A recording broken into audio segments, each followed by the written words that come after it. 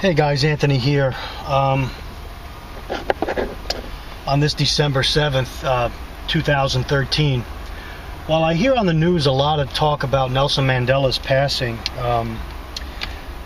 every website I see or every social media post I see or everything seems to be praising Nelson Mandela as this glorious leader, this person that fought for human rights, where actually the exact opposite is true if you really look at his life and what he did.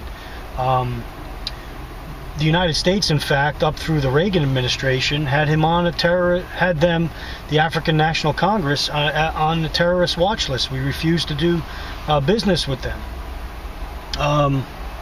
refused to recognize them. The current leader in South Africa is, what is he? You want to look him up? I'll attach the article here so you guys can read a little bit about what he stands for and what he does.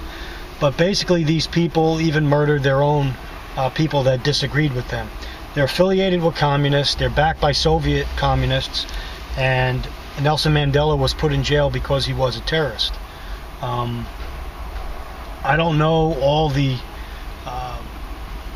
Whenever I see the love of the entire world pouring out and all of these regimes praising Mandela, it should cause us to raise an antenna on our heads and say, wait a minute, if the United States media is praising this guy, all these rogue countries are praising this guy, our own government leaders, including the president, are praising this guy. Many people on social media are going about praising this guy. Also, many conservative leaders I've seen, even Alan West, who I admire and I like. But however, even on his post today on Facebook, he was praising Nelson Mandela. I just don't see a reason to praise the guy. I mean, maybe I'm missing something. Maybe you guys could tell me what you think, or if you look at the man's overall life. Yeah, did he struggle and try to do some good things? Yes, I'm sure he did. But the people who he aligned himself with are our sworn enemies, the communists. Now, if you're a communist, of course you love them. So maybe that's the reason why so many around the world like him, the socialists and the communists, because he speaks their language. I don't speak that language, nor will I ever. So I'd be curious to know what you guys think.